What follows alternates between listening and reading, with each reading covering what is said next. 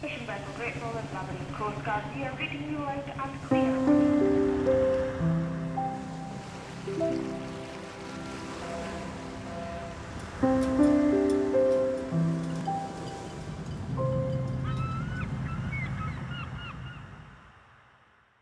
Hello and welcome to Sea Views. I'm Julia Gosling and I'm here today with Adam Parnell, my co-host from Chirp. Hello, Adam. How are you doing? All right? Great today, thank you.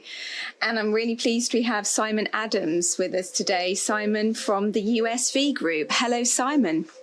Hello. Thanks for joining us.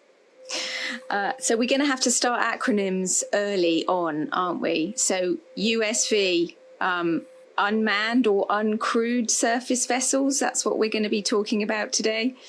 That's right. But lots of acronyms and actually lots of different terms for this type of vessel. So I'm guessing perhaps, Simon, you want to kick off and just tell us a little bit of a definition of USV. Yes, of course. And there are lots of them out there. USVs, AUVs, ASVs. But primarily what we're talking about today is going to be USVs, which are uncrewed surface vessels. Great. That's a good thing to start off with, I think. And then, Simon, you started the USV Group, your company, and I wonder, can you give us a little bit of an idea about what you do, what the organisation is about?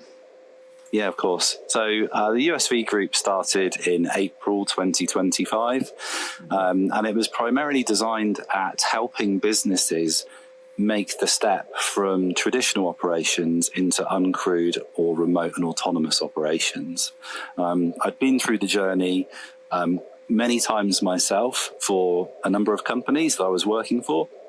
And I found that we were always coming up against the same kind of challenges. So I decided to step out and start the USV Group as a consultancy that helps anyone and everyone that wants to be involved in the USV sector. And talk a little bit more about that sector. I mean, before we dive into the detail, I mean, how big a sector is it? If you've got any numbers? Yeah, so it's growing all the time. I think politically speaking, because of the way that things are happening globally, especially in the defence sector, with a lot of conflict and quite an unstable environment that we live in today, there's a huge amount of investment in the defence sector. The commercial sector, unusually, was at the USV piece a little bit before it, although USVs were always lurking in the background in defence. But I think it really got publicised a lot more in the commercial space, and that's where significant investment was coming in. I don't have fixed numbers for you, but I know that we're going into the billions when we look at the potential markets as we go forwards in the next 5 years. Wow. I'm guessing you're talking about pounds or dollars there, not necessarily vessels, right? That's right, pounds and dollars. It's big business. There's a lot of venture capital going into this. So a lot of people seeing quite a bright future for the USV space. And just because many of our listeners won't necessarily know, or they might have an idea in their own heads what it is we're talking about, can you describe to people what the typical characteristic of a USV might be? Obviously, apart from the fact it doesn't have people on board. Well, yeah, of course. I mean, we have to start with that. What is a USV? So an uncrewed surface vessel. Well, it's uncrewed. That means there's nobody on it. It's a surface vessel, so that means it specifically stays on the surface of the water. And it's a vessel, so it is a vessel, not a vehicle. Some people call them vehicles in America. I think our regulators like the term vessel. So it is a seaborne vessel that we would traditionally know from a seafarer's perspective. And is it simply that? Is it simply just a traditional vessel without people on it, or are they completely different beasts? It could be. So there are USVs that are just that. They're converted tugboats, or they're existing small vessels that have automation sequences applied to them. Or because you don't have to have people on it, it can be much smaller. So you can look at the design morphology. You can actually take away the bridge of a ship. If you take away the galley and you take away the accommodation spaces, that opens up a lot more room for other kinds of for other types of, lost my words there a bit, you'll have to edit that. It opens up the scope for having different kinds of payloads. Okay, so some vessels are actually, like you say, sort of converted, as it were, and others would be specifically designed to never host any crew at all. That's right. That's exactly it. So I think if we look at USV development from the beginning at the front end, they started as relatively small units. So we're talking, sub 5 meters. Mm-hmm. And these small units were sent out to be operated in a line of sight context. So that means, it's literally a radio controlled boat. So someone could stand at the harbour side holding your remote controller and drive a boat around the marina.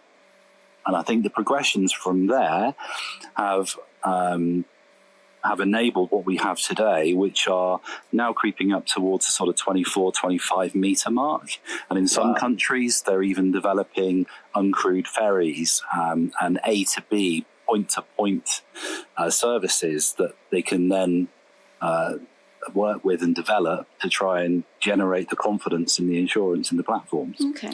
Really interesting. That is fascinating. So is there? I mean, what is the commercial vision for these? Is there sort of sectors they can be used in, sectors they can't be used in? Yeah, so if we look at the early adopters in the commercial sector, that was primarily the people that are out on the sea to gather data.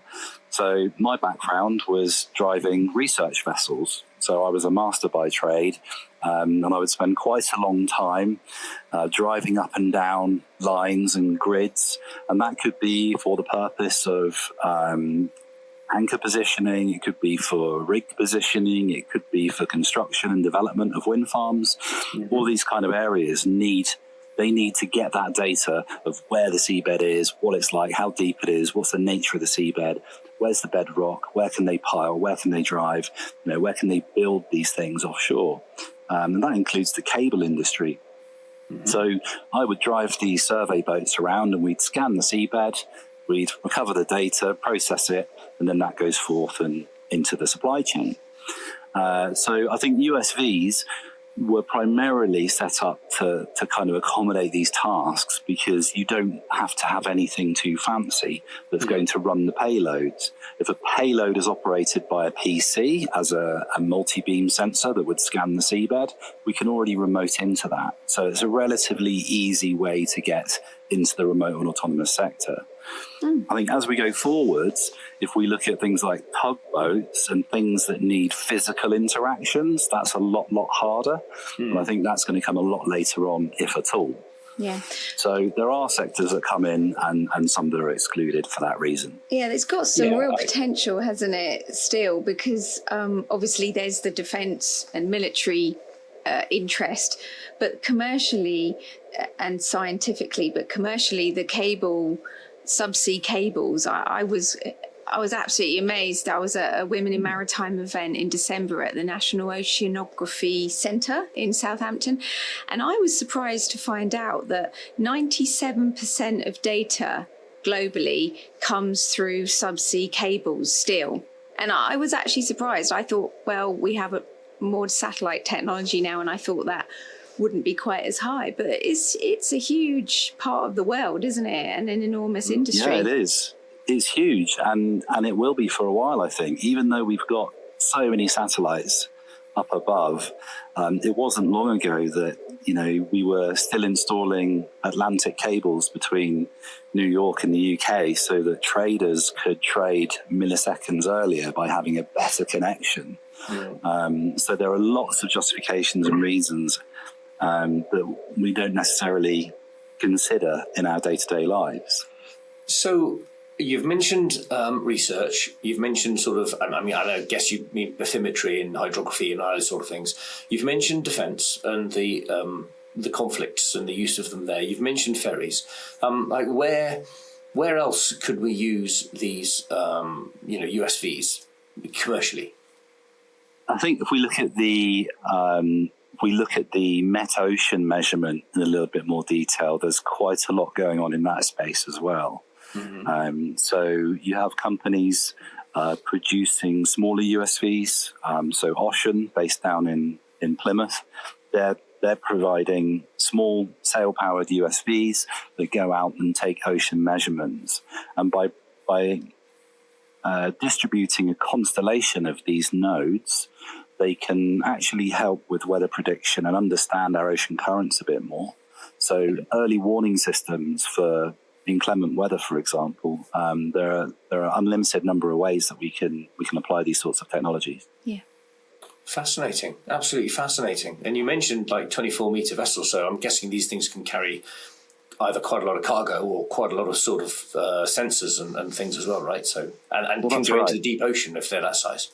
Yeah, so I think the vessels I'm referring to there, both are coming from Norway. So the Norwegians are taking a really forward-looking stance on this, and they've created some quite significant platforms that are primarily designed to be remotely operated, so completely unmanned, and they deploy ROVs, which are remotely operated vehicles, just to add a little bit of complexity to the another saga. acronym. But those have been around for a long time. The ROVs are commonly used, so they're the big swimming robots that are deployed off the side of ships that can have arms and manipulators to carry out tasks below the surface.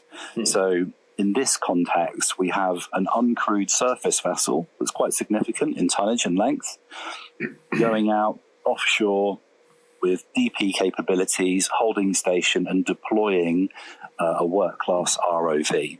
Yeah, so DP there, you mean dynamic positioning, right? That's correct, yeah. Yeah. So, I suppose the other thing to anyone who isn't very knowledgeable in this area, and I probably count myself in there as well, because this is an interesting topic that I don't know a huge amount about. There's nobody on the vessels, but let's talk about the people. What are the people doing? Where are they? How do they work? What are they doing? So I made the transition from master to remote operations almost accidentally. I happened to be in the right place at the right time. So speaking about the seafarer, where does the seafarer sit in all of this? Well, I think if we look at our regulator stance at the MCA, they are quite steadfast in their approach that whoever is in control of an uncrewed surface vessel needs to have some kind of maritime qualification. So if we think about tonnage and area of operation, that would be the same. So, for example, if you want to operate a USV in a harbour, just doing some survey work around your marina, you could get away with a powerboat level 2 with a commercial endorsement. But if you want to have one of these plus 200-ton 26-metre vessels that can deploy an ROV and work in an unlimited area, then you're going to need to increase your tonnage certificates and have an unlimited area of operation. So straight away, there's a step that we can see for traditional seafarers to make towards uncrewed operations, and that will be mandated. And I think as these resolutions go up as far as the IMO and then are distributed to the member states, we're going to see a reflection of that ethos. So this is a really important point. I just want to dwell on for a moment there, because I think what I'm hearing is, although the vessel itself is uncrewed, there's still human oversight. So we're not talking about robot ships that just go out and do their own thing, or are we? Well, yeah, I mean, there's a significant media gap between what we read and the reality of what's happening out there on the foaming brine. And when I say that, I mean, marketing campaigns are using the word AI and autonomous an awful lot. But the reality is that much of what we do today is remotely operated with assistive tools. And what I mean to say is, if we define what autonomous or automatic or AI means, let's go with autonomous.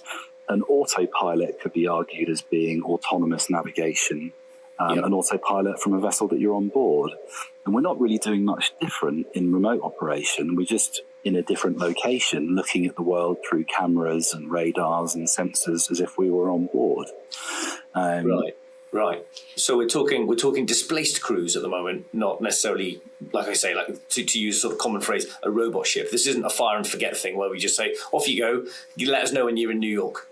Certainly not. I think that there is a lot of misconception at the venture capital end and at the blue sky thinking end that that perceive that that's what we should be doing. But the operational reality is that we need to monitor these systems because we're just not quite there yet. But at the same time, I don't want to take away or steal any thunder away from those that are developing these autonomous technologies that are truly autonomous.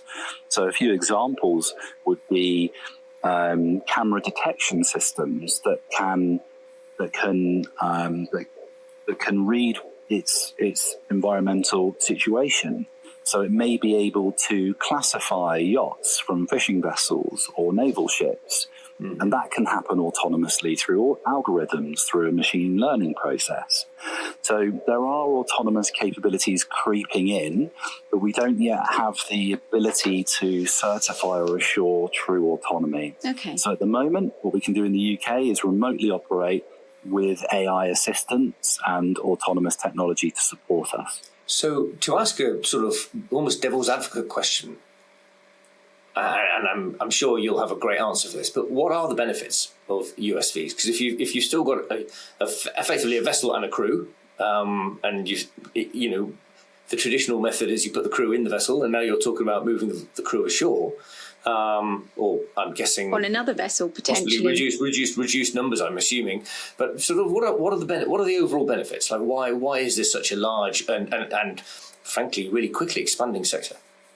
Okay, so there are a few. So the first and obvious one is the people are no longer at sea. So there's a safety element there.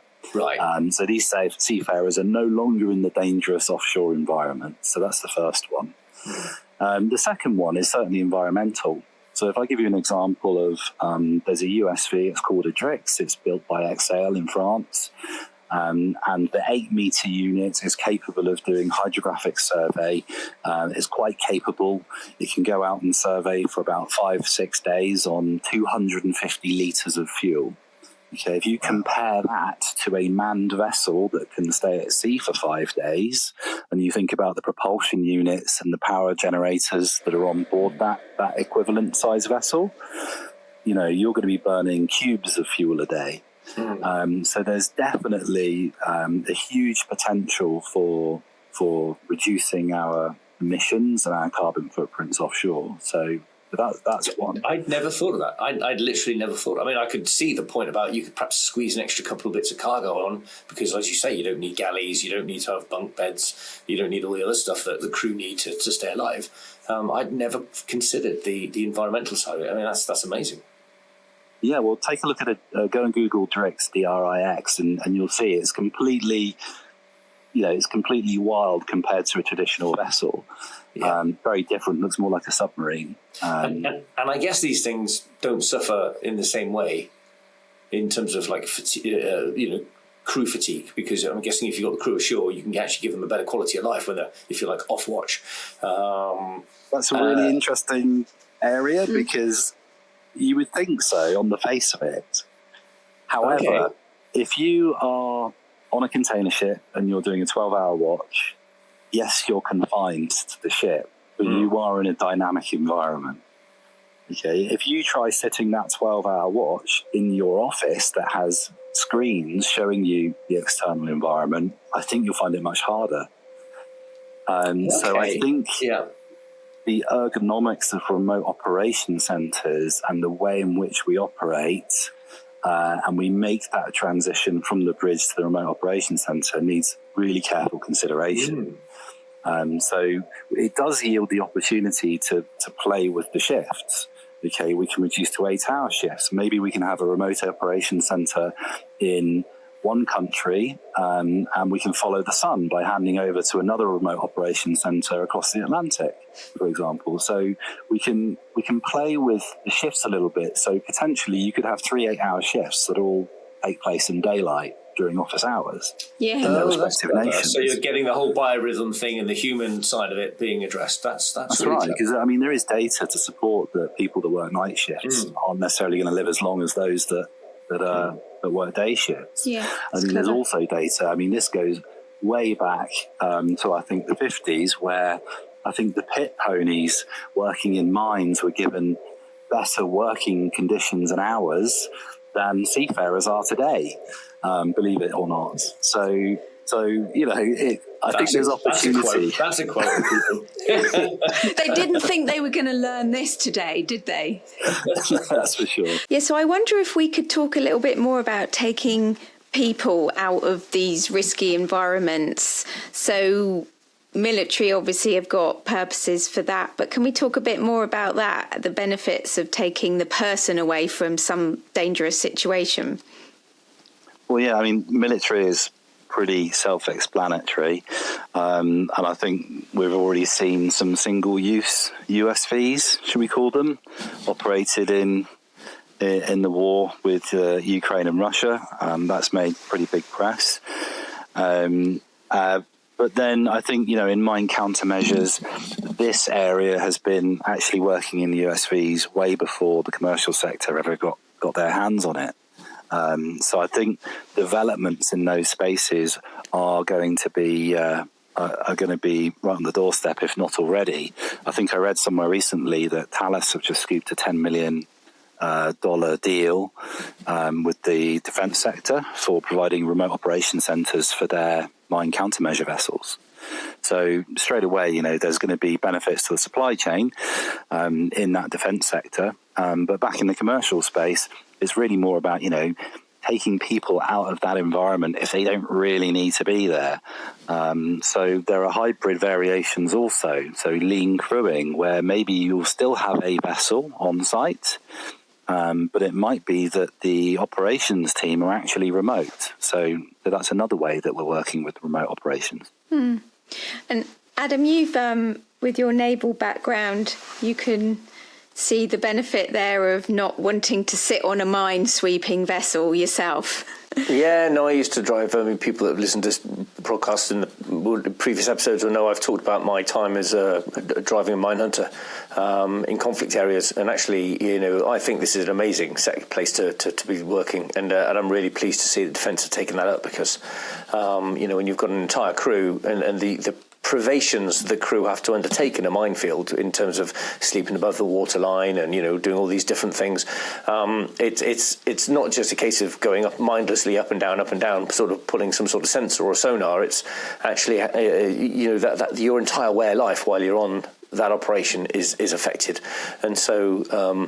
You're right. I mean, and of course, in the extremists, if you get it very, very badly wrong, it's pink mist time. So actually, removing people from that sort of that activity is got to be a good thing. Yeah. I suppose there's surveillance as well, isn't there? Because you mentioned earlier, Simon, that the world is seeing conflict. There is territorial disputes all over the place. There's issues with fishing areas, with all kinds of things at sea. So using some of these uncrewed vessels for sort of surveillance and checking territories aren't being, No, you're right. I mean, if we look at the Atlantic Bastion project, so that's a surveillance-based project where we're looking at, monitoring for Russian intrusions and actually just monitoring their progress as they make their transit through the North Atlantic. So we know that Trump has a significant interest in Greenland, and if you draw a line between Greenland and the UK, I mean that entire region needs to be monitored. So yeah, there's a huge amount of consideration in surveillance, and I think that USVs are going to play a vital role in that. Yes, because surveillance requires persistence, and I'm guessing if you remove the human out of the equation and not have to think about shore leave or fatigue in that respect, you've got a vessel that potentially could stay on station for weeks, months. I mean, I don't know. Absolutely right. Yeah, if you don't have to have the numbers of cabins and bunks and the bridge, you can replace those areas with either fuel cells. They could be additional methods of generating energy with a vessel that's of a significant size. So it could be solar arrays, or it could have wind power arrays that also charge hybrid propulsion systems, enabling them to stay out for much, much longer. Interesting. Cool. Previous episode we did was search and rescue, international search and rescue. I was wondering what could if an uncrewed vessel was out at sea, could it play any part in reporting or assisting in an operation if they came across another vessel or person in distress? You're absolutely right. I think it's a great idea, and there is even mandate by the MCA in Workboat Code 3 that USVs are to be able to respond and lend assistance where they can. So there are a number of ways of doing that. You can voluntarily carry life-saving apparatus, so you can put LSA on board, although you are exonerated from it in the regulation. But I think there really is a strong opportunity for lending assistance, particularly in search and rescue. So if you're fitting an uncrewed vessel with an IR camera, for example, you can see a couple of miles pretty well at night, provided you get the height of the camera somewhere decent. For helping with search and rescue and finding people in the water, I think that's an absolute no-brainer. I think we should be doing that. It's interesting. And there are actually companies that are actively building USVs that are designing them to even scoop people out of the water. Wow. On conveyor belts. So yeah, there's a bit of traction there. And I think it's not just the USVs themselves, but the technology that is being applied to support USVs can actually be taken off and applied on even manned vessels. So these kind of camera technologies, these camera detection systems that can detect people in the water, I think they're going to be really useful too. That's really fascinating. That is fascinating. So SOLAS, though, says, obviously the law, we might call it the law of the sea, but you have to give assistance to mariners who are in distress. I mean, would it actually apply to a uncrewed vessel? I think it does to the extent where it's practicable, because it's no good saying, "Oh well, sorry, we're a USV. We're not obliged to apply, so you can't just drive past a burning tanker." The least you can do is maintain position and provide communication nodes, or reporting the situation to the Coast Guard, for example. You still carry the same, humane responsibilities that you would, in the same way that you'll still have to comply with the coal regs. Yes. You're a surface vessel. You have to apply with the collision regulations, and this is going to be mandated from the top down, I believe. So you still have a responsibility. I suppose they still would they all have AIS or radar reflectors, or how would other vessels spot them? Yep, so they should have AIS. They certainly should. And I think the further offshore you go and the more meaningful the vessels become, the more ship-like they may appear digitally. So they're still going to have a radar reflection. They're still going to have to carry radar reflectors and radars and VHF communications that people that's actually relayed to the shore-based remote operation centre. So you should be able to identify a USV by a radar reflection. You should then be able to find out his AIS signature and get the details, and you should be able to call it up. I think certainly for anything that's doing meaningful work offshore, whereas if you see a little putt-putt in a marina, it's probably not going to have that, because these relay stations are expensive. To get VHF comms back to a remote operation centre, you need to really commit to it and do it properly. No, I'm really glad you brought that up, because we've received a couple of reports, probably a couple of months ago now, but where manned vessels, crewed vessels, were coming across these USVs and then saying, "Oh well, it was acting erratically and I didn't know what it was going to do, so I didn't know what I could do either." And of course, one of the things that we learned when we were analysing that and investigating it was that, well, why didn't you just call it on the radio like you normally would, like a normal vessel? And honestly, they were like, "Oh, I didn't think of that, because it's a USV, right? There's nobody on it to reply." So I'm really pleased that you've brought out that point, that they have these relay stations that actually you can call them up. Yeah. They certainly should, and certainly if they're going to be working in an area that where there is going to be traffic, they are going to come across traffic. Yeah. I think, again, through regulation and the permissions that are granted to USV operators, they're either going to be completely independent and they're going to have all of these resources and features and facilities where you can communicate with them as if it were a normal vessel, or it's going to be operating in very close proximity to a guard vessel or a mothership that it may be deployed from or maybe being operated from. Right. And then that mothership assumes the responsibility for the communication for that USV. We're myth busting. Yeah, we are myth busting. So, But actually, if you're talking about myths, I mean, one of the things is, the biggest one is what does this mean for the seafarer? Is it going to take away jobs? Exactly. Is it going to take the jobs away? Yeah. The robots are coming to take over the world, and all of our jobs are at risk. Well, I mean, I think I take a slightly wider philosophy. I mean, we mentioned earlier that, I made that transition, and I think it's open to anyone that wants to make the transition, because seafarers are going to be required. Certainly we're still in a relatively juvenile stage of the USV scene, I think. And if we look at the amount of support that's required for a USV operation to get it going, it uses more people, I think, per head than a traditional vessel would have done. I think that the early costs and the investment to get a project up and rolling is actually quite expensive, and you need a lot of people to do it, because to generate the confidence and boost the assurance for clients and end users, we generally have to have support vessels with us.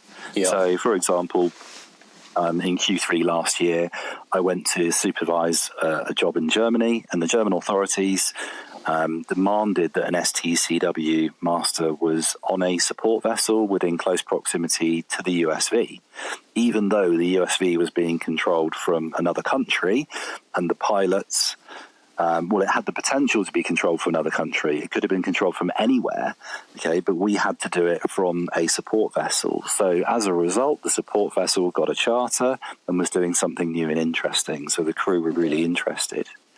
So as we go through this development and integration process of these USVs into industry, these kind of things happen. So yeah, I don't think it's taking away anyone's jobs, but I think it gives people the opportunity to make a transition if they choose to. Yeah, that's really interesting. The reason I asked that one about the jobs is because depending on which publication you read, they're saying there's going to be something like 90,000 seafarer shortfall very imminently, in fact, across in the global fleet. And so I just wondered if this was a way to actually get around that, or at least ameliorate that problem. Partially, yeah, potentially it can. There's a huge skills shortage in the marine sector as a whole. And I do wonder if the USV space is a nice opportunity to help mitigate that, as you say. But, there are a number of different roles that support a USV, not just the officers that are standing watch and the masters that retain overall responsibility, but also what about the technicians that are supporting the USVs from a shore-based perspective? What about the mechanical elements? What about the communication elements? We've got a lot of complex computer networking that needs to be done on the USV. We've got traditional propulsion units that need to be serviced. So there are stepping stones to making your way into this. Well, that was going to be my next question, actually, which is how are these vessels maintained? Because, as you say, you don't have an engineering department on board. That's right. So it has to be done. You still have to have a ground team that are going to take that USV from wherever it's launched. So if you crane it off a trailer into a marina, you need to get it out of the marina. So then you're going to need a support boat, because I'm pretty sure the harbour master is going to say, no way you're driving that out unattended. Take it out with the support boat. So you need a support boat, okay? And then once you're out in open water, you can hand over controls to a remote operations centre. But that ground team need to be there, okay? So you're going to need to do pre-start checks in the same way you did any vessel. So all of these processes are actually going to be fairly similar. And I think that this makes the adoption process much easier, because it's akin to what we do already. Okay, we're just adding a few more technical elements to that. Okay, we need a little bit more operational consideration of how, what, when, and how we're actually going to do things. So I think if you take chunks out of it like that, it becomes a lot easier. But the kind of people that do this are people that generally have a skill set in a traditional context. So the software engineers are going into marine software engineering, or the mariners are going into remote operations. Mechanics or marine engineers are becoming marine engineers aligned with USVs. Yeah, so there are little links there. So what you're saying, Simon, is it's not necessarily getting rid of people, it's sort of changing the roles a little bit, and that there may be just different types of roles available. I mean, personally, I could see it as being able to give people a role who've got their maritime experience who want to work ashore. I mean, for example, if I was a master mariner and I wanted to come ashore and have children, for a few years, but I didn't want to drop my thing that I'd worked in and I was well qualified in, you could be a master mariner and do it from a centre 8 hours a day, for example. Absolutely right. That's exactly the way it can work. It's not true for all roles, and I think as things get more and more complex and the AI elements and the autonomy elements creep in more and more, I think, not anyone can do it. You do have to have a certain base level of network understanding and IT understanding, and it's not going to be for everyone. Oh dear, doesn't sound like it's for me, actually, now you say. And certainly those with the aptitude for it, I think there'll be opportunity. Right. But I think it's going to create new roles as well, more advanced roles where you will, you are going to need to go and get a degree in something special to be able to facilitate the requirements of the business. Yep. I mean, and that's when we look at things like automated obstacle avoidance systems and some of the really complex areas of true autonomy. I think, there's going to be roadblocks, but some of us are only going to go so far in that area. But certainly, from an operational standpoint, we're going to need decent seafarers. So, just to sort of change the subject slightly, what's the next big step? What's the future hold? What can we look forward to? I think we're going to see a bit of a change in the way in which we see USVs integrating into industry, in the commercial industry. So we've seen the big USVs coming out of Norway. We've got lots and lots of smaller USVs that do a myriad of tasks. And I think there's going to be a bit of a tree shake where we've got a huge number of small USV providers now. I think in the years to come, we may see that change a little bit. I think that we're going to start to see certain USVs really grabbing hold of certain tasks that they carry out, and they're going to do them very, very well. Okay, and they're going to be kind of like pinned down into that kind of area. Yep. And I think you're going to see these different USVs kind of starting to slot into different gaps. And then I think we're going to really start to see it in the slightly larger or the larger tonnage areas. But I believe that there's going to be a ceiling on that. And this is just my opinion. But, if you look at the sub 50 meter space, I think that's a good place to be, where we can do meaningful work offshore, whether it's surveillance, data collection, whatever. I think that'll be a popular area for long endurance, persistent operations. But if you think about the container ships of the world, although there may be a few doing point-to-point routes, I don't think that we're likely to see, uncrewed container ships going from China to the UK. And the reason I believe that is because if you look at the value of a voyage like that, and then you look at the cost of the crew to run that voyage, it's nothing. It's a tiny, it's less than 1%. So why go through all of that development pain and cost and assurance expense and to mitigate what exactly? What are you actually going to achieve by taking the crew off of a multi-million-dollar transit anyway? Yes. So Yeah. Yes. No, that makes So sense. That makes sense.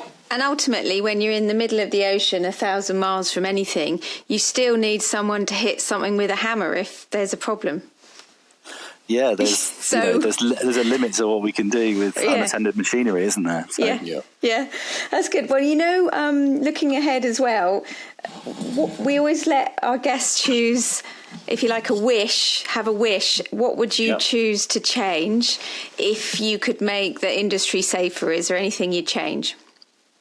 I think I would want to enable the industry. I want to elevate the industry. And I think to do that, I'd like to see regulation change to embrace the development process a little bit more.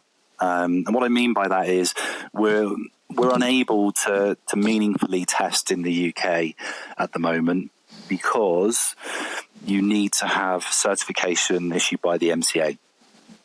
And that's not easy to get. So if you're developing a product, but you can't go out of port to go and test it, it's very hard to go and gather the evidence required to then provide the assurance to the regulator. Yeah. So we're stuck in a bit of a vicious circle. And what happens in that environment is that operators that want to get on with it, they go outside of the UK where the regulation doesn't exist, and then they go and do it elsewhere. And that poses risk because we have unassured equipment operating in and around people in the water space. So I know that's a double-edged sword because on one hand I'm saying, we can't do it safely here, so we're doing it dangerously elsewhere. That's not quite what I mean. It's more about embracing it so that we can safely test and develop here so that we can reduce the risk when we go elsewhere. Yeah. And I think from a safety point of view, that is absolutely vital. Okay. I'm glad you said that because that was exactly the thought that was going through my head. Interesting. But we were sort of talking about lower standards. But and I guess without opening up a whole new can of worms, there is an element here about there's going to have to be an international conversation, isn't there, about what does this mean? Probably at the IMO or one of its safety committees, and I know they're exercised about these things because they are quite literally on the horizon. Yeah, it is happening. I have to bring in another acronym, MASS, M-A-S-S, Marine Autonomous Surface Systems or Surface Ships. That's what IMO are calling it, and they are set to release a MASS code. Okay. And I think the MCA are heavily involved in that. So yeah, we can expect to see something there. Yes, and changes are bound to need to come as this is a new industry and, like you said, growing. So fascinating. Oh, it's been so good to cover some of these myths that have sprung up and to learn about the work that you do. I'm really, really glad you joined us, Simon. Thank you so much. Thank you for having me. It's been a pleasure talking to you. Yeah, no, thank you very much. I've learned a lot. I've learned a lot. Thank you. And also, we're going to leave the bridge, which we do after every episode, but we can just walk straight out and get a coffee, can't we? Because we're not at sea. That's it. Coffee machine's right there. Thank you so much, Simon. Fishing vessel Great Northern Labrador Coast Guard, we are reading you out and